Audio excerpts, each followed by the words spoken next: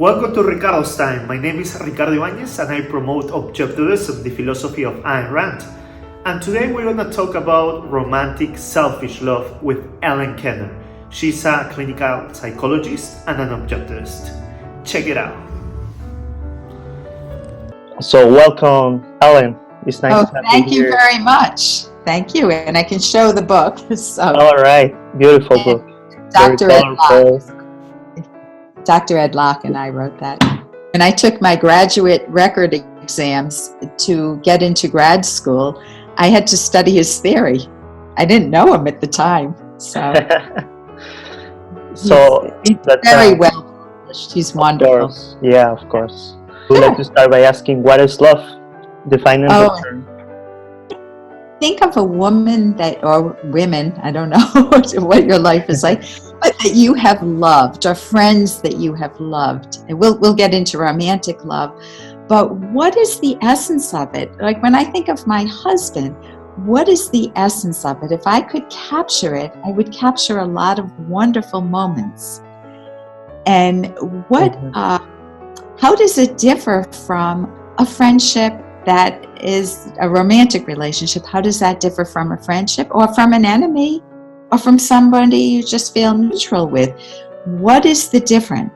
I'll give you the definition now if you want, because of course, a very strong, intimate relationship between two individuals who have what we call emotional intimacy. They feel at home with one another on the deepest level. All right. Even as opposed, you can do that. You can have that emotional connection with a friend, but what is added with romance? What is added is they share sexual intimacy. It isn't just emotional intimacy, but part of that emotional intimacy is that they feel so connected that they feel like you're the one I love and I want to spend a lifetime with, or I love and I adore you through and through. But you need to match on, there's so many different factors involved in romantic love. Yeah, that's exactly what my next question is. So your book promotes selfish approach. Well, Ricardo, when I titled the book, I thought my parents when they said the selfish path to romance of all the time choose. And my father read the book. He said, it is a wonderful book, but why on earth did you pick the title Selfish? So right, exactly. Right, you must be nuts. You lost your mind. No, yeah. So I want to, the traditional understanding of selfish is that you're a mean, rotten, narcissistic, arrogant, my way or the highway type person. So why would anybody want to read a book that's about being a mean, rotten person in romance? It doesn't make sense. So let me take you back to my clinical practice. As a clinical psychologist, I've seen hundreds of couples. And guess what the biggest problem I heard over and over again from couples who are coming in? They're not happy. They obviously married each other because they thought things would work out. Guess what the biggest complaint I heard was? What was it? I've lost myself in this partnership. There's no me. It's all about her family or his golf or his work or her work, or it's all about sex his way, or it's all about she's always with her friends. There's no me anymore. They've lost the partnership and they've lost themselves. They don't feel psychologically visible with one another anymore. So what Ed and I did, when I say Ed, it's Dr. Ed Locke, who I co-wrote the book with. Right. We want to emphasize that you never want to lose yourself in a romantic partnership. It should be a wonderful addition to your life, not a subtraction. You shouldn't have to be selfless. So that's why you never self-betray in a romantic partnership. So we boldly went ahead with the title, The Selfish Path to Romance, How to Love with Passion and Reason. Rational. When you say selfish, I think they think about irrational selfishness, not like People who have hurt them or when they've hurt other people. And it's the exact opposite. To be selfish means that you value your character, that you value your honesty, integrity. We could go through the virtues that you need to build your character, earning a sense of pride, not just being a boastful person. Now, no, I think the stronger the relationship, the more they sacrifice. Right. Right. Right. That's so. Imagine that I said to my husband that I didn't really love you. I sacrificed to marry you. I felt pity for you. I felt some duty. My parents wanted me to marry you and kind of pushed me into it. And you're not my type of person, but I married you anyway. And, I don't even like your looks, but, that would be totally selfless. What type of a relationship is that? Right. And instead, I married him because I selfishly love the person he made himself into. He's fun. He's intelligent. He's honest. Did I say fun? He's playful. My husband's very playful. I know. And he's and we do so much together. We dance together. We have shared interests, and we respect each other's autonomy. We don't try to control or nag the other person. I had to learn that one, not to nag. And we both grow together, and that is a wonderful partnership because we are both selfish. We're both honest with each other. We don't build up resentments. Exactly. When you say whatever, if I were to say to him, whatever you want, dear, it's okay with me. You want to eat at this place? You want to live here, even though I don't like living in Miami, we'll say. Okay, whatever you want. It doesn't matter to me. Just let's do what you want. Where am I? What have I lost? He's living his life with kind of a tag along. And I would be being very selfless. But my own life would be going on inside my own mind. I'd be thinking, I don't want to go to Miami, or I don't want to go to his restaurant. I don't like their food. Right. My own mind would be going, and I'd be building up resentment, and I would be so unhappy. And so many people do that to themselves. They don't know how to be honest with one another. They don't know how to value themselves. Exactly. So that's there has to be like a agreement between both of you. You don't have to do, just because you love him, you don't have to say, okay, I'm going to do that because I love you. That would be just accumulate resentment, and at the end it won't work in the long run. Right. Well, you're bringing up, you need to be honest with one another. For you're going to have many differences. There are no two people who are going to be on the same wavelength because you have different backgrounds, you have different baggage. You came from different family environments with different family rules, and you've created your own rules. One person might be a neatnik and the other might be sloppy, and you can vary on all different dimensions. Someone might like spectator sports and the other one can't stand to have the TV on. Correct. So in a partnership, you want to make sure when you're dating that you connect on enough dimensions, enough important dimensions, that it's worth going further. And you feel that emotional intimacy that we talked about. Right. And you introspect, you get to know the person. But then once you are together, you need to learn how to compromise. So if Paris wants to eat at an Italian restaurant, which we ate at last night, and I don't have garlic, peppers, onions, I am high maintenance in an Italian restaurant. So we don't go very often, but I compromise. And we went last night, and I just ordered something without any garlic at an Italian restaurant. So yes, you need compromise skills, but those are skills, and if both people are honest, then it's much easier to manage the situation. Lovingly honest. I don't mean honest in the sense of I'll tell you what you do. Of course. All right. So the thing is that how do you make yourself lovable? Like, shouldn't a partner love you just the way you are? Or that's another myth? If you ask me, shouldn't Harris love me just the way I am?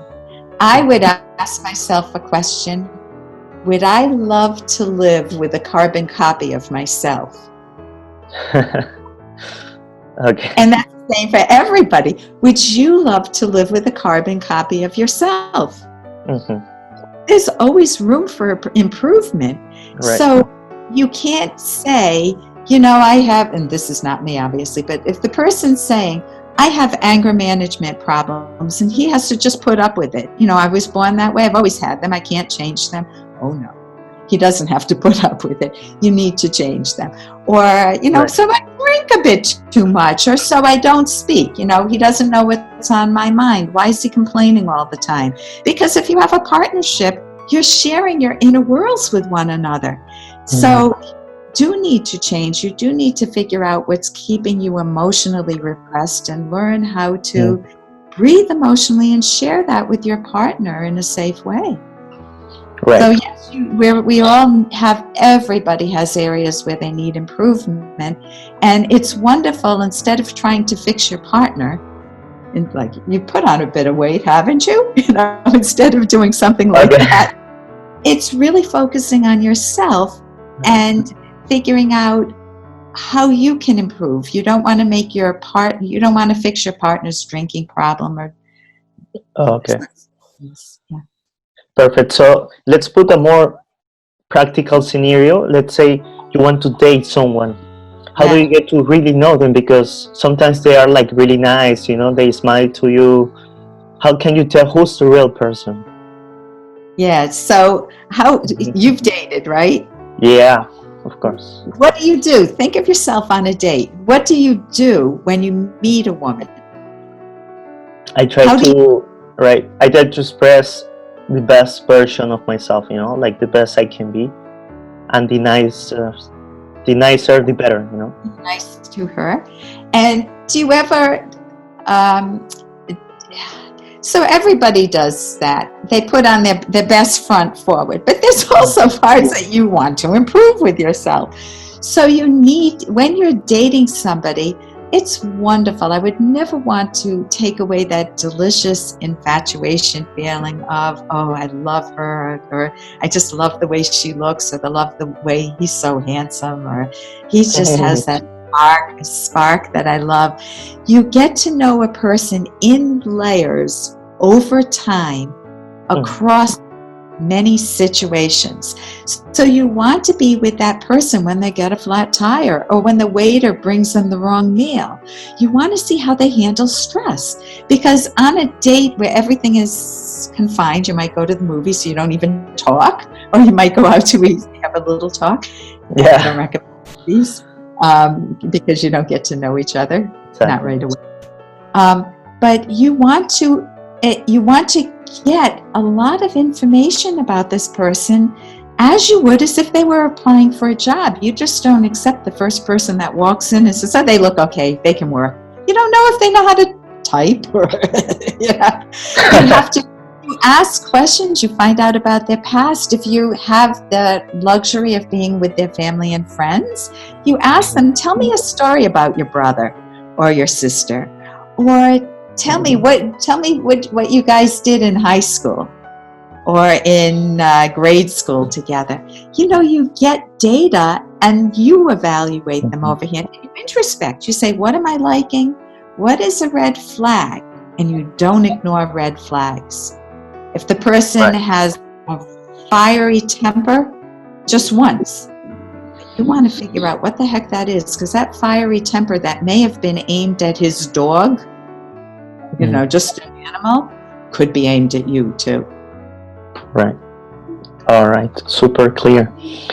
So if you're looking for a romantic partner, what are some of the deal breakers that disqualify someone from being a good romantic partner? That also happens. Like, what would you say about that? Well, the first one is dishonesty. If they lie to you, you can't trust them at all. Another one would be if they have well, we've talked about some of them, but I'm thinking no ambition in life. If they just sit, I mean, if you're a person that just likes to sit on the couch all the time and you find someone, good luck to you. But for the most people, they want someone who has an active mind, who's interested in things. It doesn't have to be the same things. Harris and I, we've been married 45 years? 47. 44. I think we're going on 44 this year in November. Wow. So I'm 44, yeah. And I adore him. But now I forgot the question. No, I'll come back. The other things that you want to look for are what we talked about a moment ago, anger management problems. They need to get help, or you need to find someone new. But that is a deal breaker. Imagine having kids and you have a partner who has anger management problems.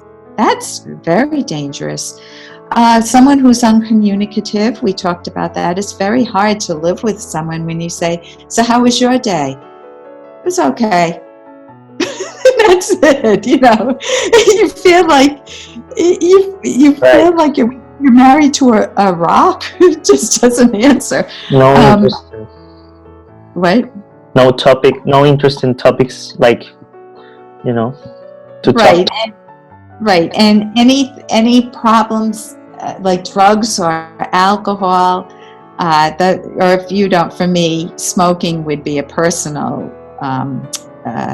relationship breaker. So there are obvious relationship breakers that are not optional. That's what, meaning a dishonesty is not optional. Your partner's having affairs, non-optional. You need that, right? Correct. There are optional ones in your own life. You are going to, like, I would prefer someone who didn't like any football or baseball or spectator sports. Mm-hmm. Now, that doesn't make a person who loves sports immoral. It just means that's my personal option. It's non-optional for me. I don't want a smoker.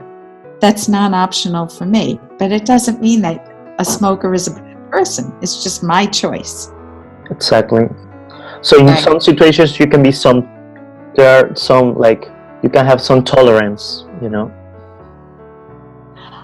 Well, it's not so much tolerance, meaning people can have all different values that you don't share. Do you love ballroom dancing? Is that your passion in life? To do a cha-cha, I'm asking you, Ricardo, a cha-cha, rumba, or samba, is that your driving passion in life? No. So you could meet someone and that's their driving passion in life. Okay. That's all they want to do, and you would be mismatched, but you're both good people. All right. Not tolerance in the sense of I'm tolerating her. You probably wouldn't marry that person if she's going to be traveling around the country competing in ballroom dancing. You'd never see her, and you're going to be involved teaching. You know, that would be a difficult, but you could both love a lot about one another and always love that about one another. You're just mismatched. So that's a little different than deal breakers. When we talk about deal breakers, we're talking about physical abuse, or we're talking about drug use, drug abuse. We're talking about psychological problems like repression, or, like I mentioned, being uncommunicative, or anger problems, or dishonesty. Okay. Perfect. Another example which is related, let's say Mariah and Joseph have been married for only 1 year. Yeah. And the fire has gone out of their sex life. Is this a common scenario? Why do so many couples struggle with sex? So you're relatively young. We've been married 44 years. And as a clinical psychologist, so many couples came in having problems with sex. And it is normal that, that wonderful infatuation stage where your mind is just wrapped around being with that other person and enjoying sex and romance. It takes a lot of active work to keep that alive and not have wandering eyes in a longer term relationship. But there are certain there are certain cultural things that get in the way of a good sex relationship, and the big one begins with R. Religion. Religion teaches what about sex? It has to be in marriage. It has to be marriage, and it's something dirty. You should have it, if you're thinking the Catholic religion, you should have it only to have kids to procreate, right? But sex is healthy and good, done right with a loving partner where you're emotionally intimate. I'm not talking about promiscuity or one-night stands, but it is a delicious, wonderful celebration of your life. So religion, one author said, it's really odd. Religion teaches us that sex is dirty, or you should be embarrassed with it, and yet you're supposed to save it for the one you love. So you're supposed to save this dirty thing for the one you love on your wedding night? It's a contradiction. Also, people feel, I think couples will feel embarrassed sometimes. They do something that's called spectatoring in sex. In the process of enjoying sex, like enjoying dance, you know how they say dance like no one's looking? Enjoying yourself. Well, when you have sex, you want to make love as if nobody is peering over your shoulder judging you, especially you. But they call it spectatoring because people feel like, am I good enough? Is my belly too fat? Am I touching her or him in the right place? Is this okay? It's almost like they have performance anxiety. They have stage fright. And so instead of relaxing and enjoying the experience, they shift it to making it a very anxiety-provoking experience. And you mentioned there are some other reasons too. Couples often don't know how to talk about sex and come up with a style of sex that meets both of their needs. This is where the compromise comes in.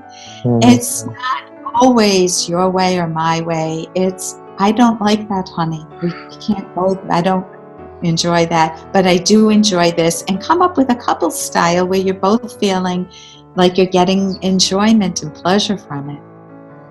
All right.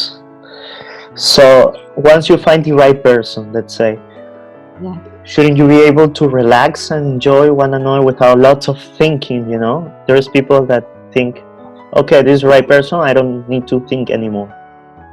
Because it takes too much more work, I already have a job, So what would you say about this? Right, so people think, things on my bucket list in life, I want to get married. Okay, I can check that off. I got married, and now I can just sit and relax. That one's done. That is mistaken. You can't just sit and coast and think a relationship will run smoothly. It takes a lot of active work, especially at the beginning when you're meshing lives together. Like right now with my husband and I needed to learn a lot about one another. And my husband, he's so phenomenal with this, but he always made our lives interesting. He would plan mystery rides where I wouldn't know where I'm going. Once he blindfolded me and I went in the car. This is playfully. He says we're out of the sex realm right now. We're into the romance realm. And we left our home and we drove for an hour. And I had no idea. I was trying to guess which restaurant we were going to. And finally went down some very quiet road and we ended up at some very quiet place, like a restaurant, and then I heard strange women's voices. He walks me in, he takes off the blindfold. Guess where I am? Where? Home, right where we started.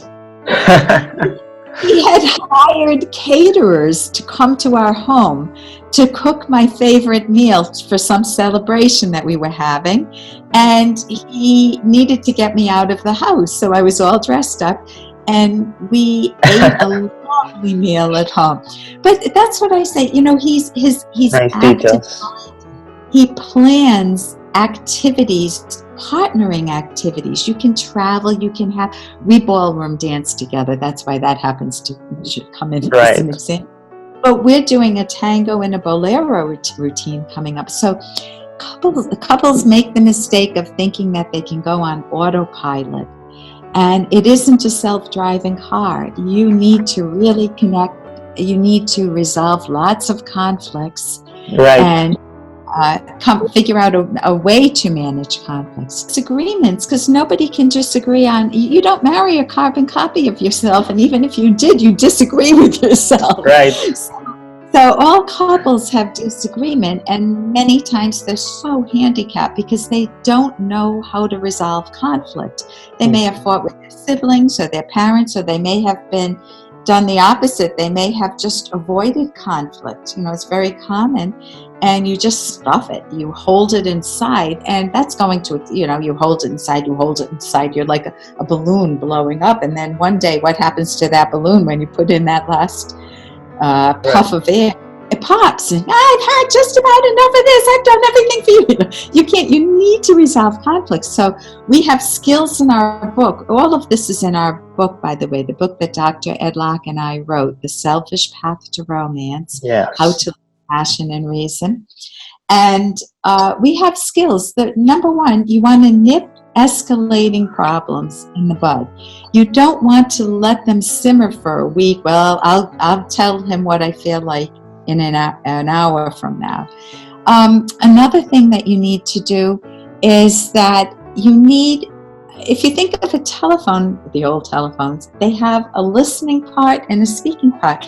You need very good listening skills. Most people will say they listen, but they don't. You're listening to me now, and that's great. But many people say, but then hearing anything you say, they're caught in their own thoughts. So you need to be able to listen to the person without getting defensive. I hear you're upset with me because I came home late tonight. I must have messed you up. Help me understand you better. Right. That's listening. Then you need good speaking skills. You don't want to jump in with yes, but I was in traffic and you should have known. Why do you instead you say, are you okay? Do I understand you correctly that I really messed you up? You had dinner ready for me tonight and you were excited about it, and I'm an hour late. I messed you up. Right. I apologize for that. May I tell you what happened? You ask permission, and that's a skill, and the person's and it respects their autonomy, and it also gives them a moment to shift gears. They've already been listened to. Shift gears to hear you. Then you need the other side of the phone receiver, which is the speaking skills. You need to be able to say, not, well, I was in traffic. What am I going to do? You want to be able to say, I planned everything, and then I added one more stop at the cleaners. I should not have done that. I got caught in very bad traffic. I was in traffic for 45 minutes, and it was bad of me not to have called you. Next time I will call you and let you know where I was. Exactly. So correct I lost errors. Right. You correct the errors. And if the person says, well, why didn't you call me? Well, let's say I left my phone at work. Or I let the battery drain, and I wanted to call you, and I let the battery drain. And so you need to learn. You need to learn very good skills, and you can resolve conflict. Okay. So, do you think that should be part of, let's say, what would you call a forgiveness? Let's say you're in a loving relationship, a really good relationship, and your partner is honest. they go away on a business trip and they have an affair, or they have an affair with the secretary and they're at work a lot of time. Could you erase that out of your memory? You know how they wipe it, if you get a traffic ticket but you have a good record, sometimes they'll wipe it off your record. Can you wipe an affair off your record? The fact that the person did something wrong, had an affair like that? You can't forget it. You'll never forget it. And you'll never forget the deep injury that it did. However, so when people say forgive and forget, you can't do that on things that are important.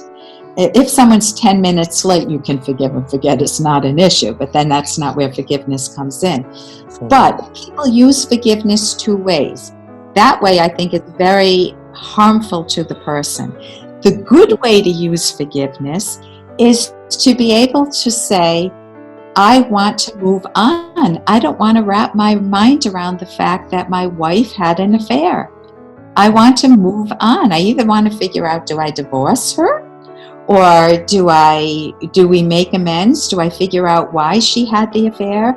Am I willing to go to counseling? Now I'm using a pretty serious example, but this whole idea of just, I don't know, saying some prayers or releasing, you need to release it by processing it and understanding it deeply for yourself. And if the other person is willing to genuinely give you forgiveness, the form it comes in really matters. So for example, if I said to you, let's say I had the affair, and I said to you, I'm sorry. Does that work? As an apology?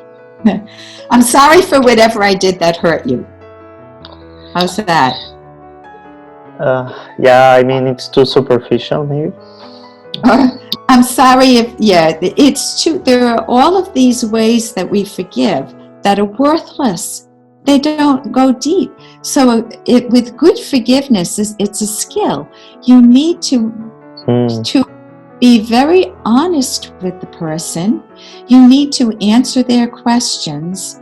You need to ask them how to repair it and work with them to repair the damage done. You need to repeatedly make amends. I don't mean apologizing and groveling. I mean to show them over time that you're not going to be late for dinner every single night for, an hour late. I'll take it away from the affair.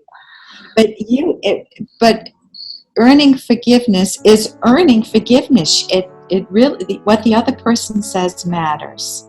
And it's wonderful for you if you have made a misstep, if you have done something that requires forgiveness, whether on purpose or just by accident, you feel better when you have resolved that issue and apologized. Okay, good.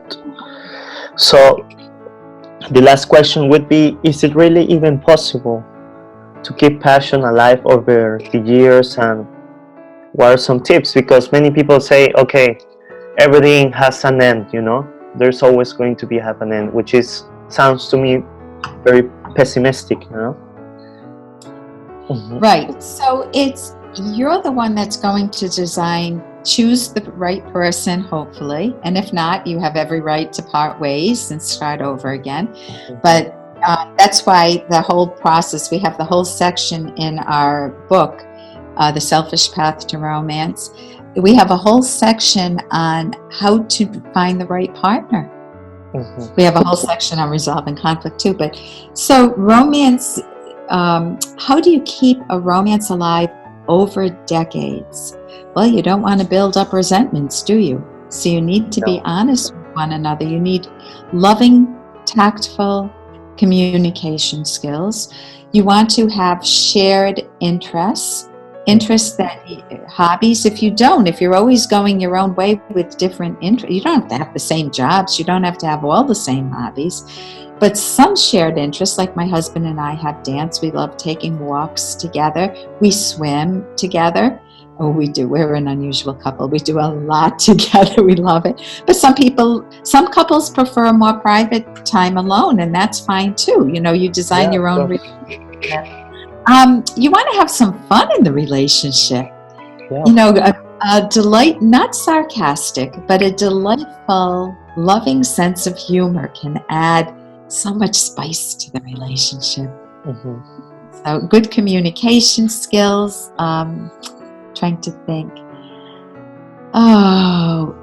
Also, you don't want to have one person making all the decisions. For example, what vacations you go on, what house to build, where to live, whether or not to have children. Any big decisions, if it's a partnership, a romantic relationship, are decisions that you want buy-in from both partners. You want both people to... Right. Yeah. All right. All right, Ellen, it has been great to have you here. This is giving me a little note here. Wants me to say that I know you're wrapping up, right? So Yeah. Harris wants, I'll put the book out here. The book is... Yeah. So yeah, thank you so much for being here. So Ellen, with The Selfish Path to Romance, How to Love with Passion and Reason. It's a great book. Right, Yes. and they can go on Amazon.com, and the note that my husband passed me is to let you know that the first chapter is free online, so you can just whet your appetite and see if you enjoy it. It's also as an ebook. It's at drkenner.com, DRKENNER.com. And if you like the advice here, Ed and I have, Ed Locke and I, Dr. Ed Locke is my co-author, have a lot more advice, but a lot of exercises in the books, nice short chapters and exercises where you can apply the ideas from each chapter. The Selfish Path to Romance, How to Love with Passion and Reason by Ellen Kenner, co-author with Edwin Locke, inspired by Ayn Rand, the philosophy of Objectivism. Right. Oh, that's one thing. May I add one more thing? Yeah, of course. The reason that we love the title, The Selfish Path to Romance, Yeah. is to say, Ayn Rand has the quote, to say I love, from one of her characters. She doesn't have the quote. This is an Ayn Rand quote. To say I love you, one must first be able to say the I. Wow. Making yourself into a wonderful person that you enjoy living with. She wrote the book, The Virtue of Selfishness, to get away from, to help people understand that being a doormat, living in the shadows of other people's lives, is not fully living. And you want to embrace your own life and never be a doormat. And never step on other people either.